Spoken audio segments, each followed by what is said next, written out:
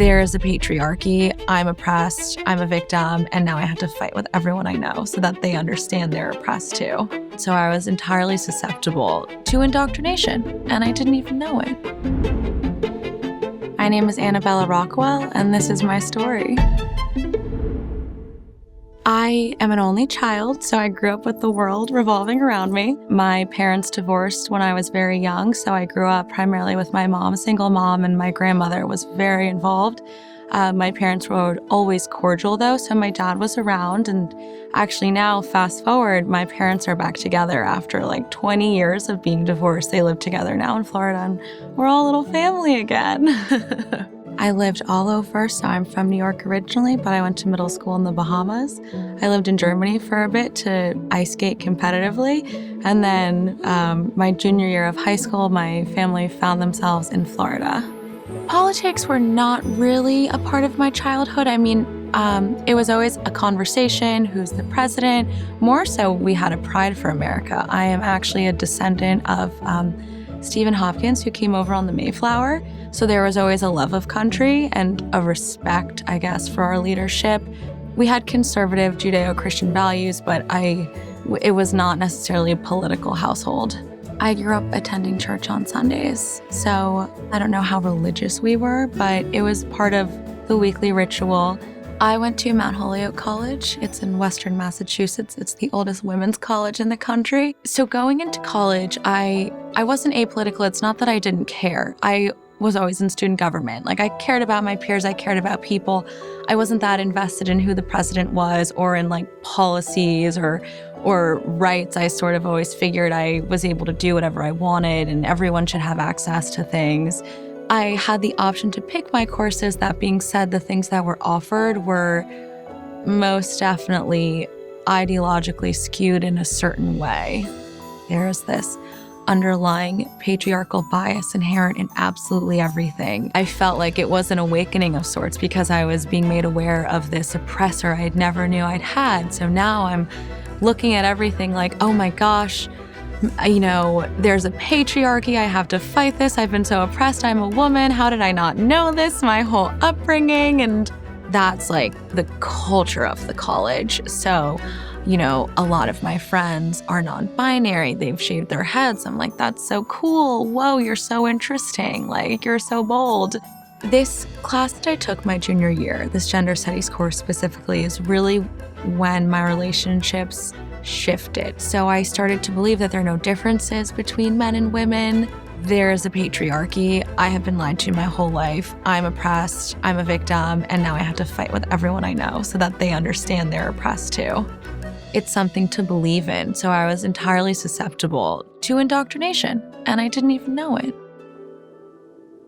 I wasn't as light and free anymore. Everything I talked about was heavy.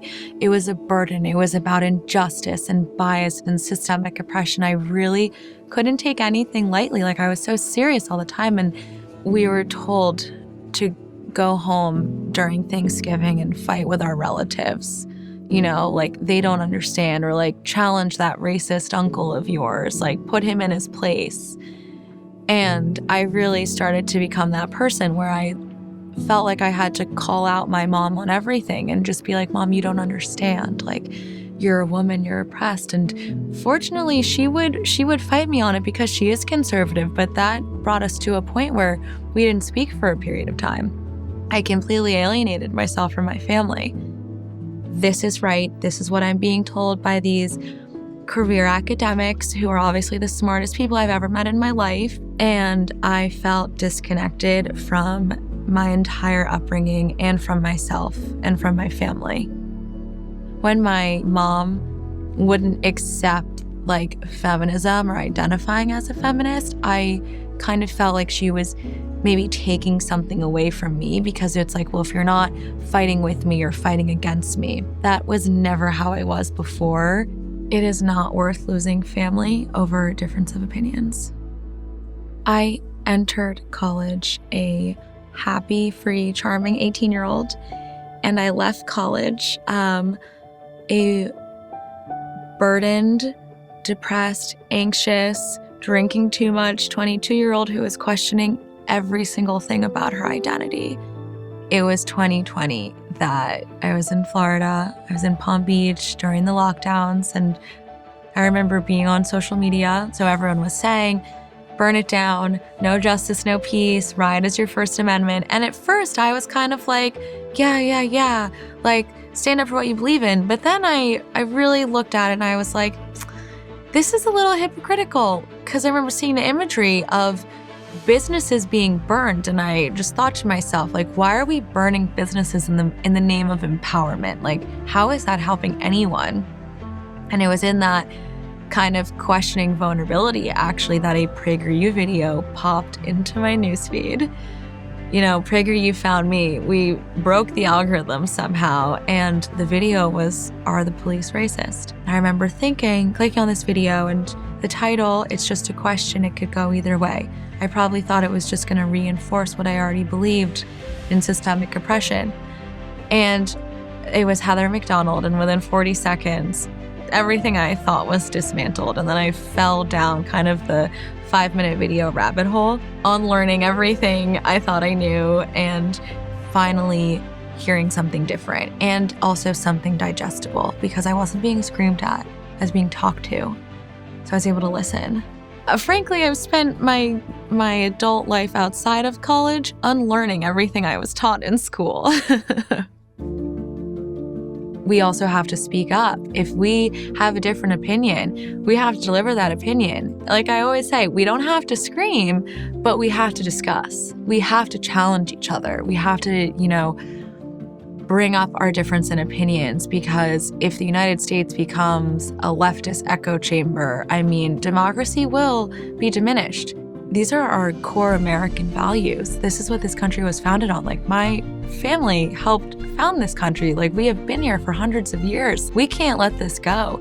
This is the greatest experiment in history, is the United States. And, we have to keep fighting. It's my responsibility now to say something, to do something about it. Political ideology is not, and a person's identity, like, that is not what a person is at the end of the day. Like, my womanhood doesn't make me a human. It's just an aspect of my humanity. We have the ability to forge our futures in America, and we can do whatever we want, and we should be celebrated in our differences and not feel like it's a burden. I was so burdened by it before, and now, like, I just get to be Annabella.